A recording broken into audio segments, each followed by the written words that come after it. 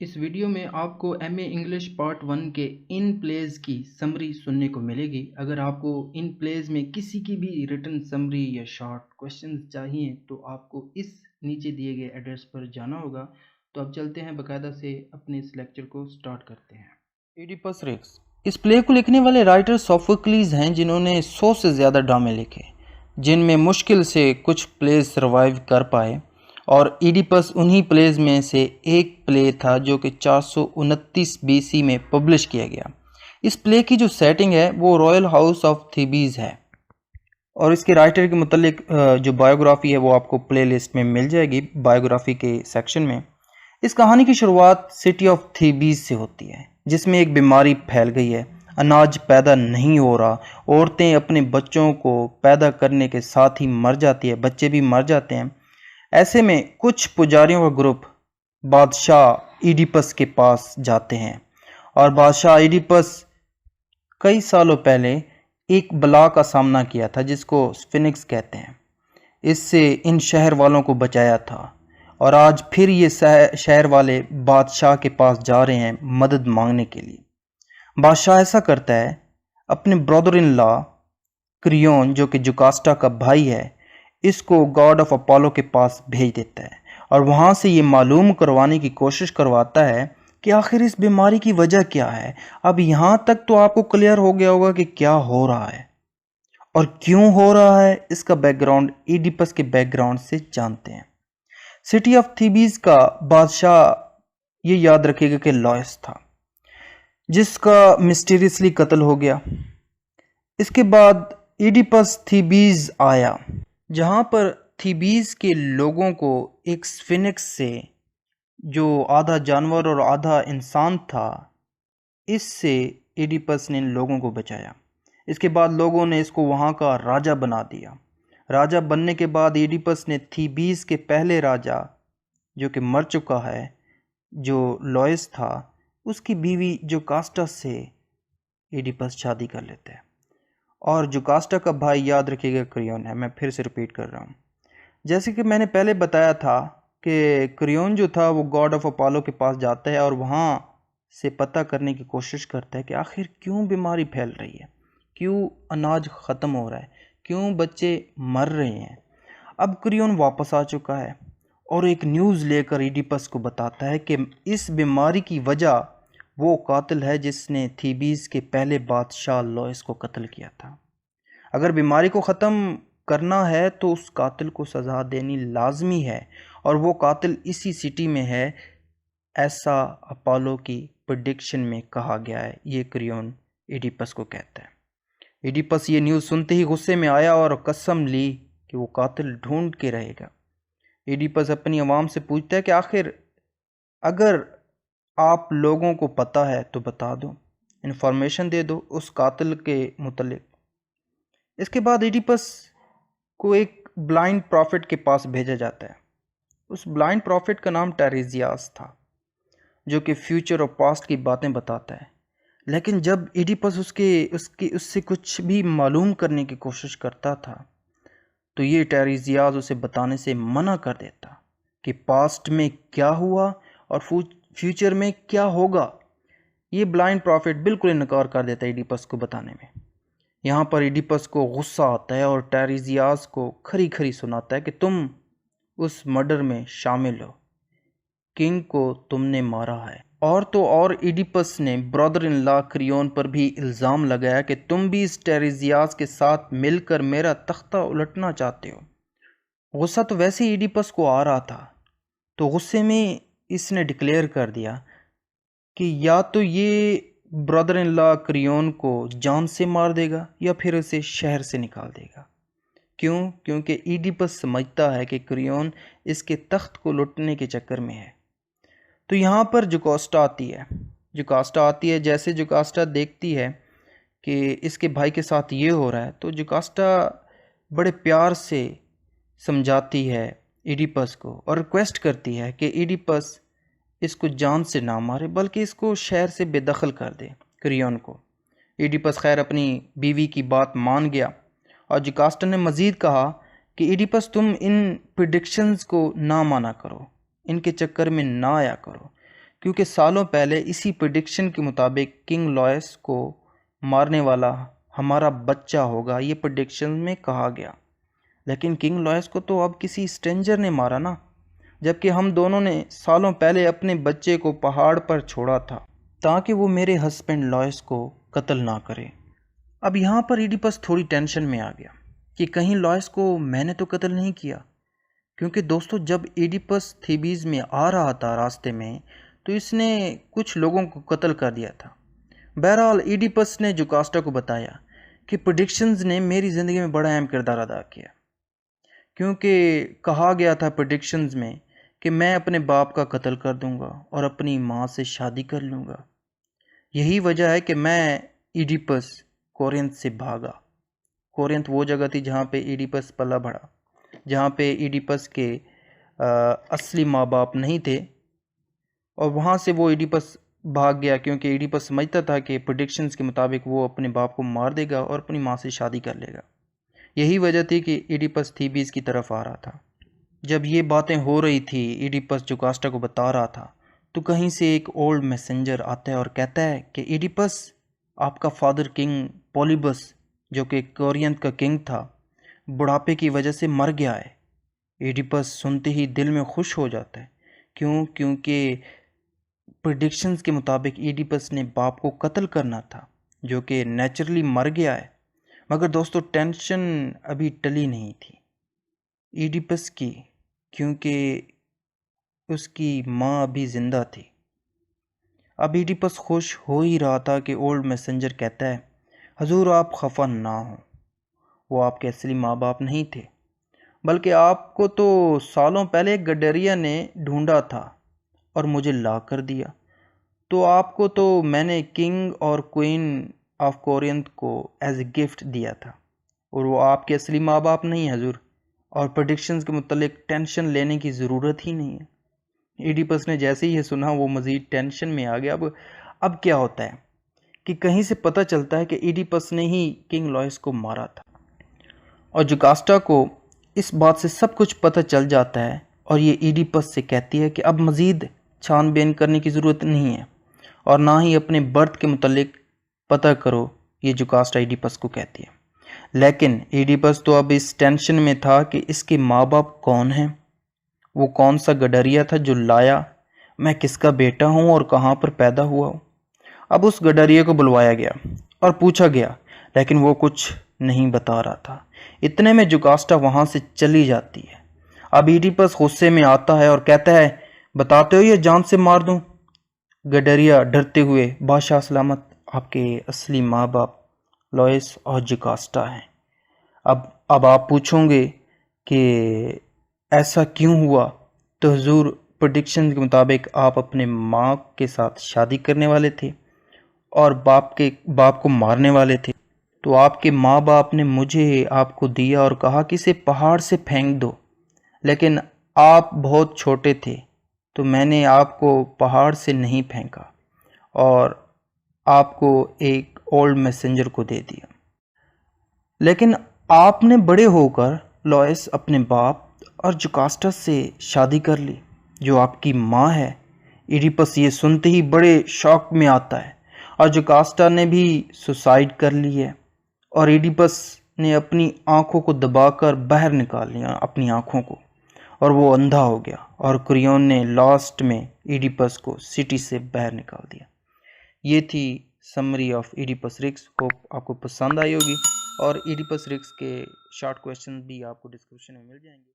The winters tell Shakespeare का ये play 5 acts पर मुश्तमिल है, जिसे 1623 में फर्स्ट फोलियो में पब्लिश किया गया था।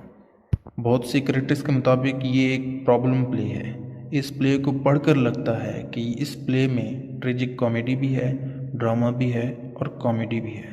इस प्ले की सेटिंग रखी गई है सिसिलिया और बोहेमिया में।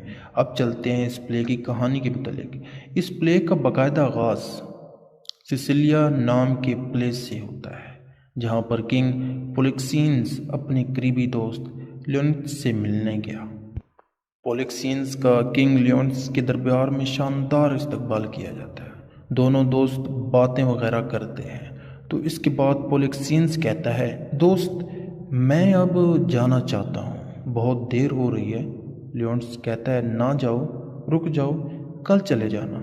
लेकिन ये नहीं मानता। अब जैसे ही पोलिक्सीन्स जाने लगता है वहाँ से, तो सामने से लियोन्स की वाइफ, प्रेग्नेंट वाइफ हरमाइनी आ जाती है, जो कहती है रुक जाएं, आप यहीं ठहर जाएं। तो ये पोलिक्सीन्स रुक जाता है। तो दूसरी तरफ लियोन्स इन दोनों पर फ़ौरन शक करने लगता है कि कहीं मेरे दोस्त और मेरी वाइफ का कोई चक्कर तो नहीं चल रहा, कहीं ये मेरा बेटा मेमियस मेरा है या नहीं। एक ही लम्हे में दोस्त को लियोन्स कुछ और बना देता है। खैर, लियोन्स एक नोबल मैन जिसका नाम कैमिलियो है उसको बुलाता है और कहता है तुमने मेरे दोस्त पोलिक्सीन्स को मारना है जहर देकर, क्योंकि फ्रेंड्स लियोन्स को अब कन्फर्म हो गया था कि इसकी बीवी और पोलिक्सीन्स का चक्कर चल रहा है। लेकिन वो जिस नोबल मैन को लियोन्स ने जहर देने को कहा था वो पोलिक्सीन्स को नहीं मारना चाहता है। कैमिलियो जाकर पोलिक्सीन्स को कहता है सरकार, तुम्हारे दोस्त ने मुझे मारने का हुक्म दिया है, लेकिन मैं आपको मारना नहीं चाहता।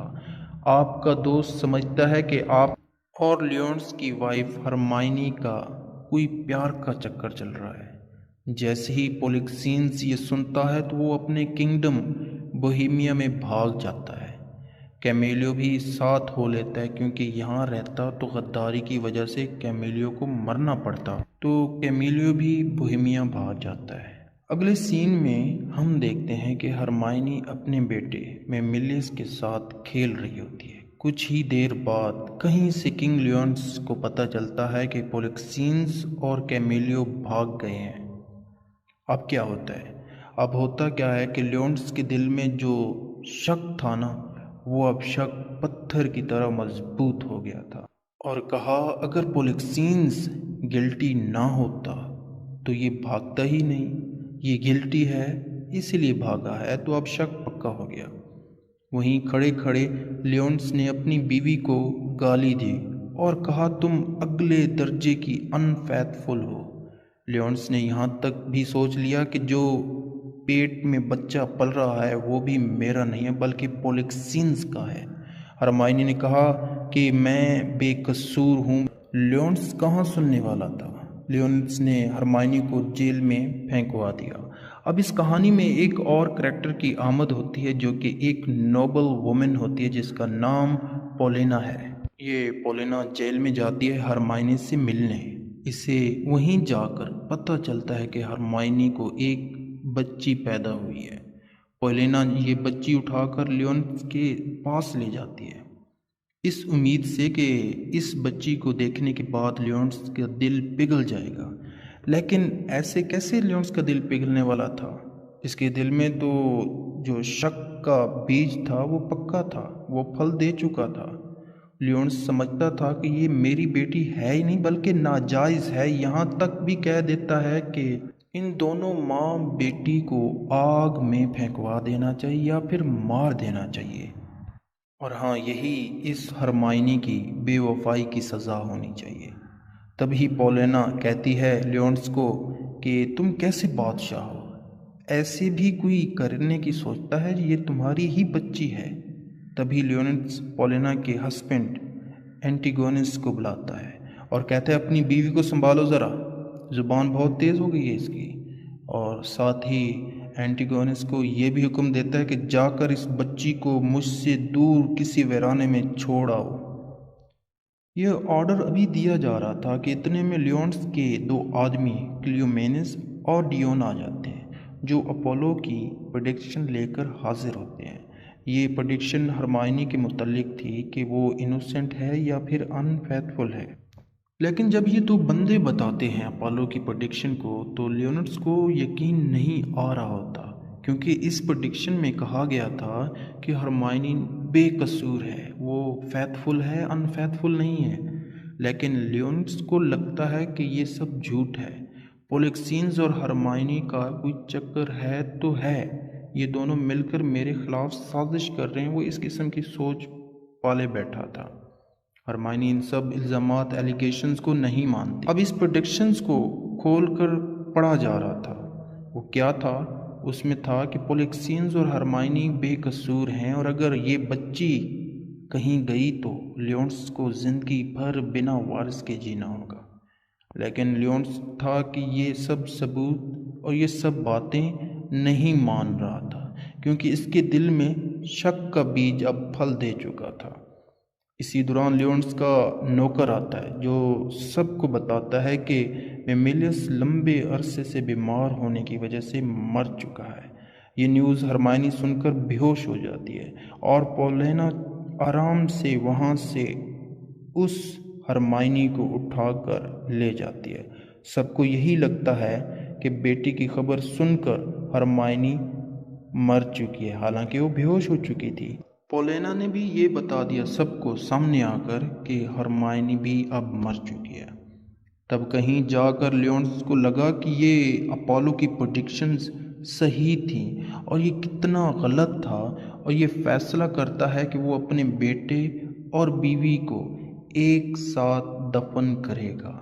अगले सीन में हम देखते हैं कि वो जो एंटीगोनस था जिसको लियोन्स ने कहा था कि इस नाजायज़ बच्ची को कहीं वीराने में छोड़ आओ, तो एंटीगोनस कहीं दूर जाकर वीराने में बच्ची को छोड़ कर आ जाता है और ये वीराना बोहेमिया की कोस्ट का होता है, साहिल का होता है, जहाँ पर बाद में वो मासूम बच्ची एक शेपर्ड को मिलती है और ये शेपर्ड बच्ची को देखकर इसका नाम पर्डिटा रख देता है। लेकिन जब एंटीगोनस वापस जा रहा था ना उस बच्ची को छोड़कर, तो उसे एक भालू खा जाता है। किसको खा जाता है? एंटीगोनस को। अब ये प्ले 16 साल आगे चला जाता है। तो 16 साल बाद पर्डिटा उस शेपर्ड के यहाँ बोहेमिया में बेटी के रूप में बड़ी हो जाती है। तो दूसरी तरफ किंग लियोन्स अपने बेटे और बीवी के गम में था। इसके बाद हम देखते हैं कि पोलिक्सियंस का दरबार लगा होता है, जहाँ पर कैमिलियो कहता है कि मैं अब अपने घर सिसिलिया जाना चाहता हूँ, लेकिन पोलिक्सियंस उसको मना कर देता है। इसके बाद पोलिक्सियंस कैमिलियो से पूछता है कि क्या तुमने मेरे बेटे फ्लोरिज़ल को देखा है? फ्रेंड्स, ये जो फ्लोरिज़ल था ना, ये अपना ज़्यादातर टाइम एक शेपर्ड के कॉटेज में गुजारता था। तो पोलिक्सियंस कैमिलियो को कहता है कि भेस बदल कर जाते हैं कि फ्लोरिज़ल क्या कर रहा है, कहाँ गुजारता है इतना टाइम, कहाँ ये गायब होता है, आज इसको देखते हैं। अब ये दोनों चरवाहे का भेस लेकर वहाँ गए जहाँ पर शीप शेयरिंग फेस्टिवल था, और इसी जगह पर फ्लोरिज़ल भी था जिसने अपने भेस बदल कर रखा हुआ था। फ्लोरिज़ल ने भी भेस बदला हुआ है, लेकिन पोलिक्सियंस ने फ्लोरिज़ल को पहचान लिया था। अब इसी फेस्टिवल में एक ख़ास बंदा आकर पोलिक्सियंस को बताता है कि तुम्हारा बेटा एक शेपर्ड की बेटी से प्यार करता है जिसका नाम पर्डिटा है। ये सुनकर पोलिक्सियंस बहुत गुस्से में आता है और ये फ्लोरिज़ल को कहता है कि तुम्हारी शादी में एक शेपर्ड की बेटी से नहीं कर सकता, ऐसा मुमकिन नहीं है, ऐसा नहीं हो सकता। अगर तुमने शादी कर ली पर्डिटा से तो बेटा जी मैं इन सब शेपर्ड्स को मार दूंगा। तो तभी कैमिलियो फ्लोरिज़ल्स को मशवरा देता है कि तुम दोनों सिसिलिया भाग जाओ, वहाँ पर महफूज रहोगे, वहाँ पर तुम्हारी हिफाजत की जाएगी। अब आप सोच रहे होंगे कि कैमिलियो क्यों मशवरा दे रहा है फ्लोरिज़ल को कि वहाँ सिसिलिया जाओ। इसके पीछे भी कैमिलियो का एक मकसद था, क्योंकि फ्लोरिज़ल वहाँ गया तो पोलिक्सियंस भी सिसिलिया ही जाएगा और इसी बहाने में पोलिक्सियंस के साथ मैं भी घर घूम आऊँगा, ऐसा कैमिलियो का सोचना था। खैर, अब फ्लोरिज़ल और पर्डिटा शिप में बैठकर सिसिलिया जाते हैं। पीछे से सारे शेपर्ड्स डर के मारे बादशाह को बताते हैं कि ये पर्डिटा हमारी बेटी नहीं है, बल्कि सालों पहले हमें कहीं मिली थी। इसी प्ले का आखिरी एक्ट हमें अब दूसरी तरफ ले जाता है और दूसरी तरफ किंग लियोन्स बैठा होता है और उसके दरबारी दोस्त उसको मशवरा देते हैं कि कब तक अपनी बीवी और बच्चे के गम में रहोगे, शादी कर लो। तभी पॉलिना कहती है सरकार अब शादी ना करें। इसी दौरान एक दरबारी आता है और कहता है कि पोलिक्सियंस का बेटा फ्लोर्जल और इसके साथ एक प्रिंसेस आई है। अब फ्लोर्जल लियोन्स को सच नहीं बताता कि मैं कौन हूँ, क्यों आया हूँ, कैसे आया हूँ और यहाँ सिसिलिया में क्या करने आया हूँ। इसी दौरान एक लॉर्ड लियोन्स को बताता है कि सरकार, फ्लोर्जल एक शेपर्ड की बेटी लेकर भाग है और पोलिक्सियंस इसको तलाश करने की गर्ज से सिसिलिया आ गया और ये पोलिक्सियंस का बेटा है। फ्लोर्जल भी सब कुछ सच सच लियोन्स को बता देता है। ये सब सुनने के बाद लियोन्स कहता है कि मैं तुम्हारा साथ दूंगा, तुम्हारे साथ रहूंगा। अगले सीन में पोलिक्सियंस, फ्लोर्जल, शेपर्ड, पर्डिटा ये सब लियोन्स के दरबार में जमा हो जाते हैं। अब यहाँ पर शेपर्ड सबको बताता है कि जब पर्डिटा मिली थी ना सालों पहले, तो इसके साथ एक लेटर भी था जो कि हरमाइनी का था, जिसमें इसका नाम पर्डिटा रखा गया था। तो मैंने भी इसका नाम पर्डिटा ही रख दिया। दरबार में सब खुश हो जाते हैं, लियोन्स भी खुश हो जाता है कि इसकी बेटी वापस आ गई है। जब ये सब पोलेना ने देखा तो इन सब को अपने घर में हरमाइनी का स्टैचू दिखाने ले गए। तो ये सब वहाँ गए। लियोन्स ने जब इस स्टैचू को देखा तो ये स्टैचू रियल लग रहा था, लेकिन इस स्टैचू में हरमाइनी एज्ड लग रही थी, यानी उम्र बढ़ गई थी। लियोन्स स्टैचू को देखकर हैरान नजर आ रहा था। ऐसा लग रहा था कि अभी इसी स्टैचू में जान आ जाएगी। तभी पोलेना ने लियोन्स को कहा कि अगर तुम चाहो तो तुम्हारे लिए मैं इस स्टैचू को मूव करवा सकती हूँ, इसमें जान डलवा सकती हूँ। लियोन्स का हाँ कहना ही था कि पोलेना ने स्टैचू को जिंदा होने के लिए बोल दिया और ये स्टैचू जिंदा हो गया। तभी पोलेना ने सबको कहा, डरो मत, ये हरमाइनी है। हरमाइनी ने लियोन्स और बेटी को गले लगाकर बहुत खुश हुई। हम जानते हैं कि हरमाइनी मरी नहीं थी, बल्कि पोलेना ने सब कुछ झूठ बोल दिया था। दूसरी तरफ लियोन्स पोलेना को कहता है कि तुम्हारा हस्बैंड मर चुका है, तुम कैमिलो से शादी कर लो। क्योंकि लियोन्स जान गया था कि कैमिलो एक ईमानदार इंसान है, एक साथ देने वाला इंसान है, सच का साथ देगा।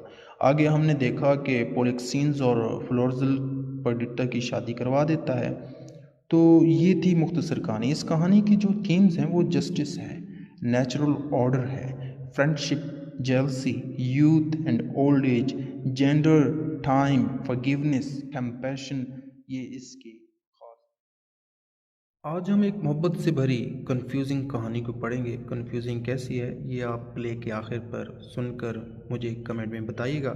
एक ऐसी कहानी है आज की जिसमें मोहब्बत करने के लिए अपने नाम को बदलना पड़ता है।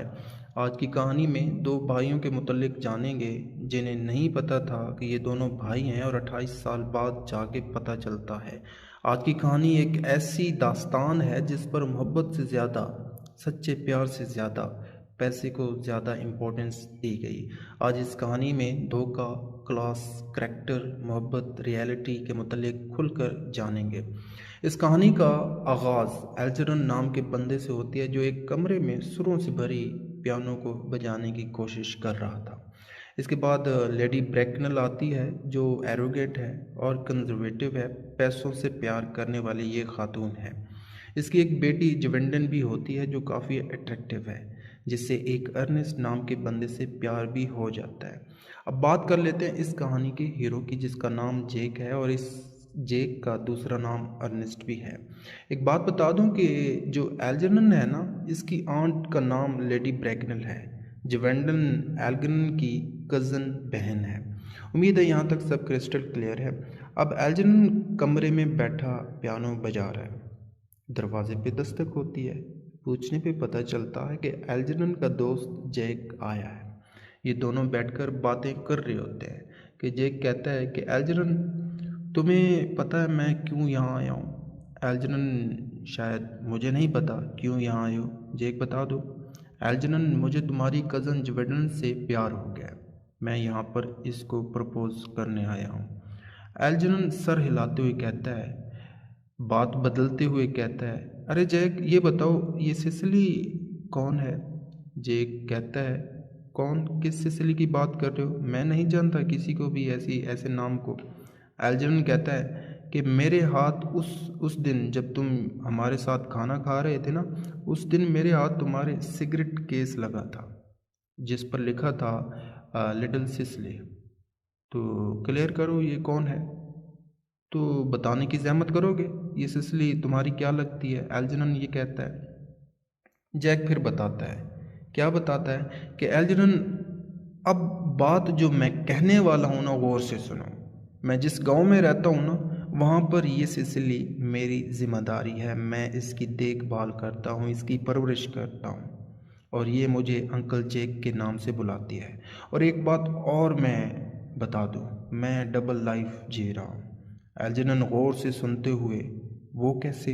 एल्जनन मेरे दोस्त, गांव वाले मुझे जैक के नाम से जानते हैं, और शहर जब मैं आता हूँ तो मेरा नाम अर्नेस्ट होता है। एल्जनन थोड़ा सा कंफ्यूज है यहाँ पर। जैक कहता है, क्या कहता है कि एक और बात बताऊँ? एल्जनन सर को हिलाते हुए, हाँ बताओ, पहले से कंफ्यूज बना के रखे और क्या, कितना कंफ्यूज करोगे? तो जैक कहता है, बताता है कि एल्जनन, गांव वालों को मैंने ये बताया हुआ है कि मैं शहर इसीलिए जाता हूँ ताकि मैं अपने भाई अर्नेस्ट से मिल पाऊँ। एल्जनन जब ये सब सुनता है तो कहता है कि तुम्हें क्या ज़रूरत थी इस डबल लाइफ की? तो जैक बताता है कि जब मुझ पर जिम्मेदारियां बढ़ जाती थी ना, तो मैं शहर भाग जाता था अर्नेस्ट बनकर लाइफ का मज़ा लेने के लिए। खैर, अब ये राज इन दोनों के दरमियान था। कुछ ही देर बाद इस फ्लैट में लेडी ब्रैकनल आती है अपनी बेटी जिवलन के साथ। इधर जेक इशारा करता है किसको?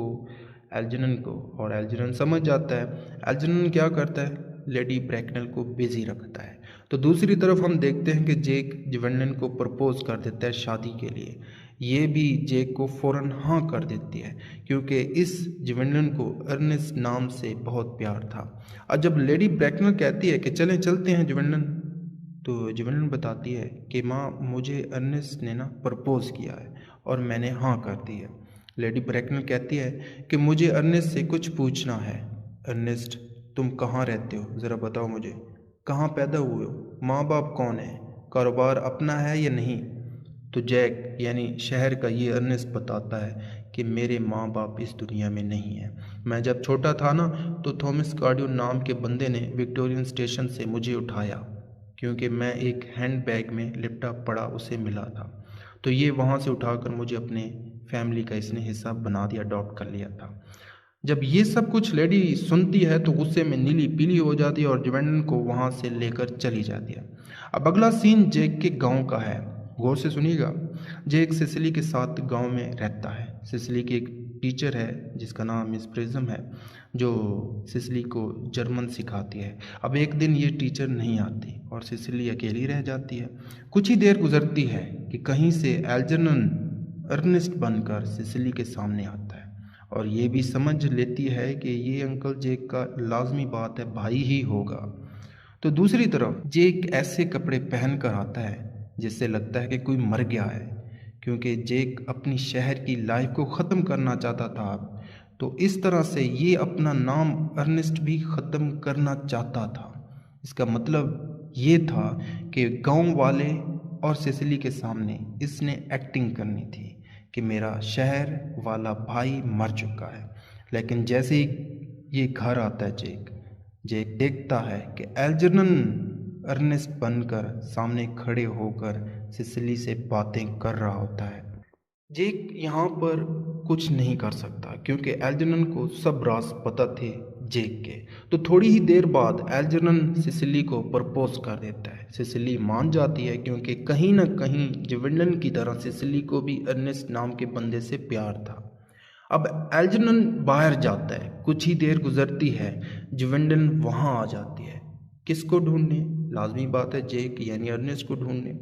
खैर, अब सिसिली और जिवेंडन बाहर चाय पी रही होती है कि बातों बातों में सिसिली कहती है कि मेरी शादी अर्नेस्ट से होने वाली है। जिवेंडन गुस्से में, ऐसे कैसे अर्नेस्ट से तुम्हारी शादी होगी, वो तो मेरा मंगेतर है। अब ये दोनों आपस में लड़ रही होती है कि कहीं से जेक और एल्जर्नन सामने आ जाते हैं। ये दोनों लड़कियां पूछती हैं कि सच बताओ, तुम में अर्नेस्ट कौन है? तो जेक बताता है कि अर्नेस्ट नाम का कोई बंदा है ही नहीं, ये तो मैं, माय लव जिवेंडन, तुम्हें मिलने के लिए ना शहर में जब आता था तो अर्नेस्ट बनकर आता था।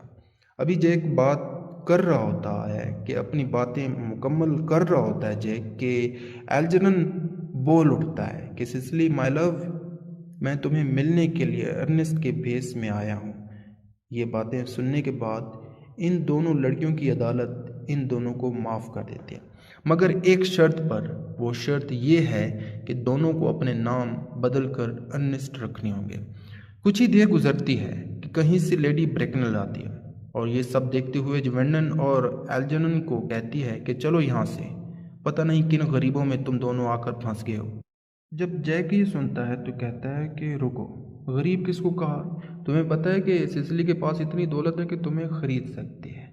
जब ये लेडी ब्रैकनल सुनती है तो एल्जर्नन कहती है कि तुम सिसिली से शादी कर लो, क्योंकि ये लेडी ब्रैकनल तो पैसों से प्यार करती थी, तो यहाँ पे ये राज़ी हो गई शादी करवाने के लिए। और ज्वेंडन कहती है कि तुम यहाँ से चलो, मेरे साथ हो। जैक कहता है रुको ज़रा, सुन लो एक बात, मैं इस सिसिली का ना जिम्मेदार हूँ, मेरी मर्ज़ी के बगैर ये शादी नहीं कर सकती, मैं इसका रिस्पॉन्सिबल हूँ। क्योंकि ये जो सिसिली है ना, अपने डिसीजंस जब 30 साल की हो जाएगी ना तब ले पाएगी। हाँ, एक शर्त पर इन दोनों की शादी हो सकती है, जब मेरी शादी तुम ज्वेंडन से करवाओ।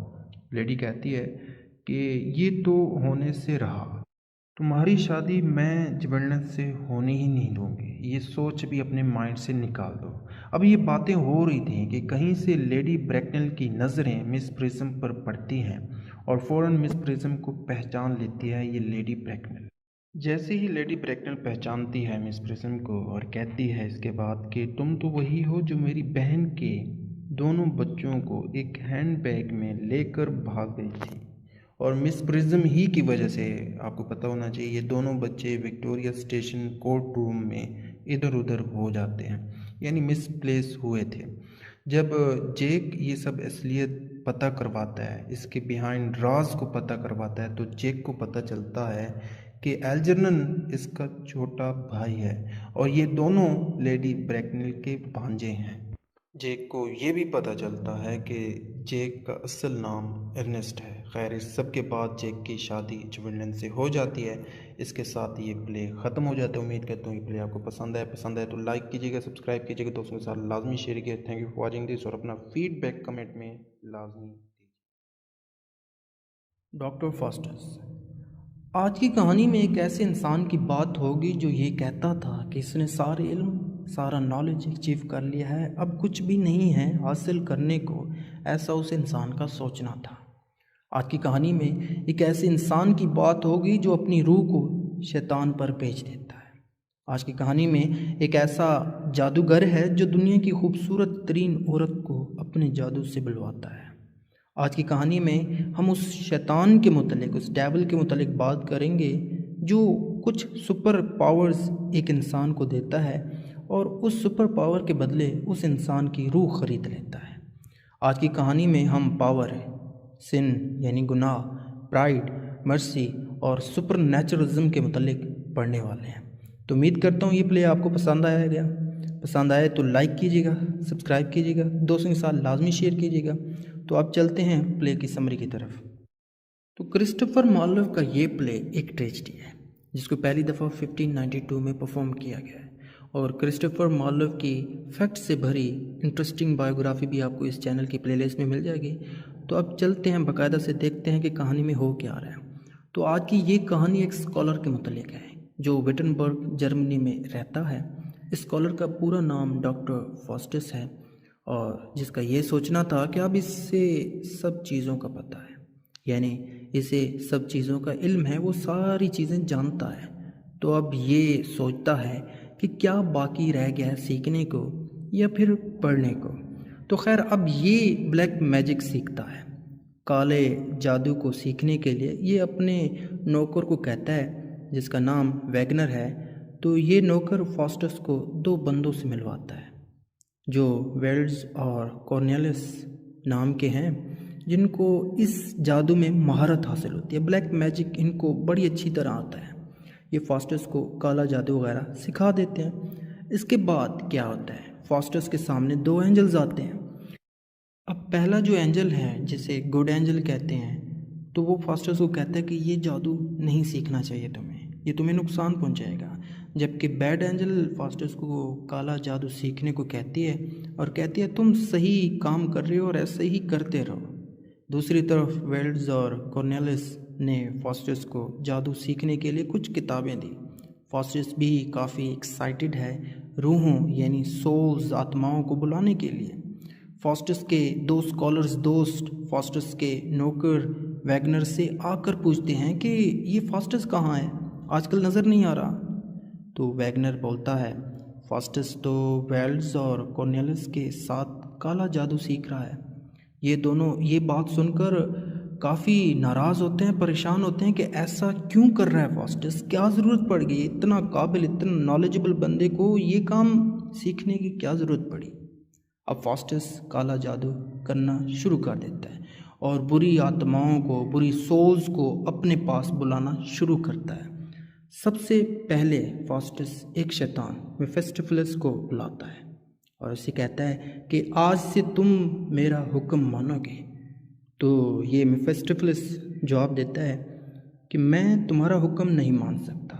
अब फास्टस पूछता है क्यों, क्या हुआ, मेरा हुक्म क्यों नहीं मान सकते, मैंने तुम्हें बुलवाया। तो ये कहता है कि मैं सिर्फ अगर हुक्म मानूंगा तो लूसीफर का हुक्म मानूंगा। खैर इसके बाद फास्टस इससे पूछता है, क्या पूछता है, हेल और हेवन में फ़र्क के मतलब और इसका मतलब भी पूछता है कि इसका मतलब क्या है। तो ये जवाब देता है फास्टस को। तब न जाने कहीं से फास्टस के माइंड में कुछ आता है और इसी डेवल को कहता है रुको एक बात सुनो मेरे पास तुम्हारे लूसीफर के लिए एक ऑफ़र है। जाओ जाकर ये ऑफ़र उसे बताओ कि मैं डॉक्टर फास्टस उसे अपनी सोल दूंगा, मतलब रूह दूंगा, लेकिन मेरी एक शर्त है कि लूसीफर मुझे 24 साल तक 24 ईयर्स तक अनलिमिटेड पावर और नॉलेज देगा और मेफिस्टोफेलेस तुम मेरे नौकर बनकर रहोगे। इतना कहने के बाद बात ख़त्म हो जाती है और मेफिस्टोफेलेस लूसीफर के पास चला जाता है और ये सारा बताता है कि फास्टस नामी बंदा ये कह रहा है कि मेरी रूह ले लो और मुझे पावर दे दो अनलिमिटेड और मैं उसका नौकर बन जाऊँ। यहाँ पर फास्टस की ऐसी सोच पैदा हो रही थी कि मैंने इन डेवल्स के साथ अच्छा सौदा कर लिया है, मैं एडवांटेज में हूँ, मुझे फ़ायदा मिल जाएगा। लेकिन उसे क्या पता कि 24 साल पावर होगी, मज़े होंगे, लेकिन 24 साल बाद क्या होगा, उसको उसकी रूह देनी पड़ेगी। खैर इसके बाद वैगनर कुछ लोगों को फास्टस के पास जादू सीखने के लिए ले आता है। यहाँ पर फास्टस सोचता है कि क्या वो ये जादू सीख कर अच्छा कर रहा है। तभी वही दो एंजल्स आ जाते हैं। तो गुड एंजल कहता है कि तुम्हें ये ब्लैक मैजिक नहीं सीखना चाहिए, नुकसानदेह है तुम्हारे लिए, ये डिसएडवांटेज देगा। जबकि बैड एंजल कहता है तुम्हें ये सीखना चाहिए। लेकिन फास्टस कहाँ रुकने वाला था, इसे तो कुछ सालों की सुपर पावर नज़र आ रही थी। खैर फिर क्या होता है, कहीं से मेफिस्टोफेलेस आ जाता है और फास्टस को कहता है तुमने 24 सालों के लिए जो लूसीफर से गिफ्ट की डिमांड की थी ना, उस गिफ्ट को हासिल करने के लिए तुम्हें अपने खून से लूसीफर के एग्रीमेंट पर साइन करने होंगे, तभी तुम्हें वो गिफ्ट मिलेगा, वरना नहीं मिलने वाला। अब फास्टस गिफ्ट पर अपने खून से साइन करने वाला होता है। अब जैसे ही साइन करता है तो कुछ नज़र आता है। क्या नज़र आता है कि उसका जो खून था ना उस एग्रीमेंट पर जम जाता है। ये ऐसे मानो कि डेस्टिनी नहीं चाहती थी कि वो ये साइन करे। खून का जमना एक किस्म का सिंबल था उसके लिए कि अगर साइन कर लिया ना तो बड़ा पछताओगे। तभी मेफिस्टोफेलेस जमे हुए खून को पिघलाने के लिए कोयला लेकर आता है। खून पिघलने के बाद फास्टस साइन कर देता है। अब से मेफिस्टोफेलेस इसका ग़ुलाम बन जाता है। अब जैसे मेफिस्टोफेलेस ग़ुलाम बनता है तो फास्टस जो पहला हुक्म देता है मेफिस्टोफेलेस को वो होता है कि मुझे एक वाइफ चाहिए, जो मेफिस्टोफेलेस देने से इनकार कर देता है। और क्यों इनकार करता है मेफिस्टोफेलेस, फास्टस को कहता है कि ये जो शादी है ना ये एक सेक्रेट बंधन है, एक पाक मुकद्दस बंधन है। लेकिन ये फास्टस को नाराज़ भी नहीं करना चाहता था। तो मेफिस्टोफेलेस ने क्या किया कि इसने फास्टस को एस्ट्रोनॉमी, प्लैनेट्स, प्लांट्स और ट्रीज से जुड़ी कुछ किताबें दी। फास्टस फिर से सोचता है कि क्या इसने साइन करके सही किया है, क्या मैं माफ़ी मांग लूँ गॉड से। लेकिन फिर कहता है मैं माफ़ी नहीं मांगने वाला। फिर से वो गुड और बैड एंजल्स आ जाती हैं और वही कहती हैं जो पहले मैंने आपको बताया था। अब मेफिस्टोफेलिस प्लैनेट्स की मूवमेंट और कायनात यूनिवर्स कैसे बनी थी इन सब के मुतल्लिक बताता है। किसको बताता है? फास्टस को। तभी कहीं से फास्टस के माइंड में एक क्वेश्चन आता है कि ये यूनिवर्स, ये कायनात, ये संसार किसने बनाया? मेफिस्टोफेलिस ठहरा डेवल का गुलाम। वो कहाँ कहने वाला था कि ये कायनात गॉड ने बनाई है। ये जवाब भी मेफिस्टोफेलिस ने नहीं दिया फास्टस को। फिर फास्टस सोचता है कि क्या मुझे गॉड से माफ़ी मांग लेनी चाहिए। तभी वही गुड और बैड एंजल आ जाती हैं, लेकिन इस बार ये कहता है कि अब मैं माफ़ी गॉड से मांग लूँगा। फास्टस माफ़ी मांगने के लिए तैयार ही था कि कहीं से लूसीफर आ जाता है, डेवल आ जाता है, जो कहता है तुमने मेरे साथ एग्रीमेंट किया है, तुम्हें गॉड और क्राइस्ट का नाम लेने की ज़रूरत नहीं है। फास्टस कहता है अच्छा ठीक है, मैं दोबारा नाम नहीं लूँगा, मुझे भी पता है कि मैंने एग्रीमेंट किया है। खैर लूसीफर इसको एंटरटेन करने के लिए एक और किताब देता है। अब फास्टस ये किताब पढ़ता है और कुछ ही दिनों बाद फास्टस को मेफिस्टोफेलिस बग्गी में बिठाकर वर्ल्ड टूर करवाता है, दुनिया के राज़ों के मुतल्लिक बताता है। घूम फिर कर ये दोनों रूम में उतरते हैं। फास्टस कहता है मैं मोनूमेंट्स देखना चाहता हूँ, जो बात को देखना चाहता हूँ। ये बात कहने के बाद मेफिस्टोफेलिस कहता है फास्टस से कि सुनो, पहले ये जो इस चैम्बर में बैठा पोप है ना, इसको तंग करो। फास्टस क्या करता है, उसको खूब अच्छी तरह तंग करता है। फिर तंग करने के बाद ये दोनों वापस जर्मनी चले जाते हैं। अब क्योंकि जर्मनी वापस आ गया था, तो वापस आने के बाद फास्टस एक बहुत मशहूर जादूगर बन चुका था। तो इस फास्टस को जर्मनी का बादशाह चार्ल्स V अपने दरबार में बुलाता है, क्योंकि फास्टस की जादुई स्किल्स बहुत मशहूर हो चुकी थी। खैर दरबार में जाकर जादुई स्किल्स दिखाता है फास्टस। फिर एक नाइट ये इल्ज़ाम लगाता है कि ये ब्लैक मैजिक है। फास्टस गुस्से में आते हुए उसी नाइट के सर पर सींग उगा देता है। इसके बाद फास्टस एक हॉर्स ट्रेडर से मिलता है, उससे छोटा सा मजाक करता है। ये बंदा फास्टस से घोड़ा ख़रीदने आता है। वो बंदा घोड़े पर बैठता है और पानी पर चलता है और फास्टस घोड़े को गायब कर देता है, यानी सबको इसने परेशान कर रखा है। तभी वैगनर आता है और कहता है कि तुम्हें ड्यूक ऑफ एनहोल्ट ने अपने दरबार में बुलवाया है।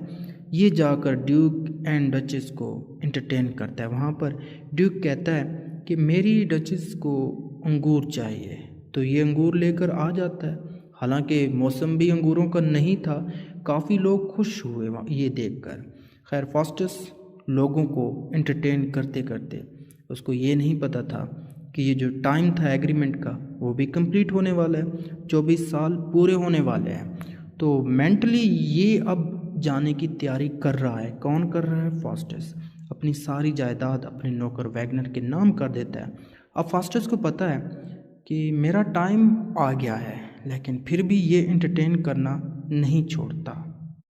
इन सब के बाद फास्टस के कुछ दोस्त फास्टस से मिलने आते हैं और कहते हैं कि फास्टस, तुम इस दुनिया की खूबसूरत औरत ग्रीस की हेलेना को बुलवाना है। तो ये फास्टस क्या करता है, फ़ौरन उसे बुलवा लेता है, मंगवा लेता है। फिर कहीं से एक बूढ़ा आदमी आकर बोलता है कि तुम अभी भी गॉड से चाहो तो माफ़ी मांग सकते हो, अभी भी कुछ नहीं बिगड़ा। अब फास्टस भी उससे कहता है कि हाँ मैं भी माफ़ी मांगना चाहता हूँ। तब कहीं से मेफिस्टोफेलिस आता है और इसे गद्दार, बुरा भला कहता है और कहता है कि अगर तुमने ऐसा किया तो अभी यहीं खड़े खड़े तुम्हारी मैं जान ले लूँगा। ये मेफिस्टोफेलिस फास्टस को कहता है। तो फास्टस उससे कहता है अरे नहीं नहीं, ये तो बस इस बूढ़े आदमी की वजह से मैं भटक गया था, मैं ऐसा नहीं करने वाला, मैं माफ़ी कहाँ मांगने वाला। तुम ऐसा करो, हेलन को मेरा लवर बना दो ताकि मेरा ध्यान भटका रहे कि मैं मेरा एग्रीमेंट ना भूलूं और टाइम का भी मुझे ना पता चले। खैर ये तो थी सब बातें। फास्टस अभी भी अपनी मौत के बारे में काफ़ी परेशान था और सोच रहा था, उसका टाइम पूरा होने वाला था। इस चीज़ को सोच सोच कर बहुत परेशान सा रहने लगा था फास्टस। फिर कहीं से इसके स्कॉलर्स दोस्त इसके पास आते हैं और पूछते हैं कि क्या प्रॉब्लम है, क्या माजरा है, क्या कहानी है। तो ये सारी कहानी सुना देता है फास्टस और कहता है कि अब मेरे पास मेरी ज़िंदगी का सिर्फ 1 घंटा पड़ा है। अब फास्टस गॉड की तरफ भागता है, माफ़ी मांगता है, माफ़ी मांगने के बाद रोता है और कहता है कि मुझे डेविल से बचाए गॉड। लेकिन कहाँ अब बचाने वाला था गॉड।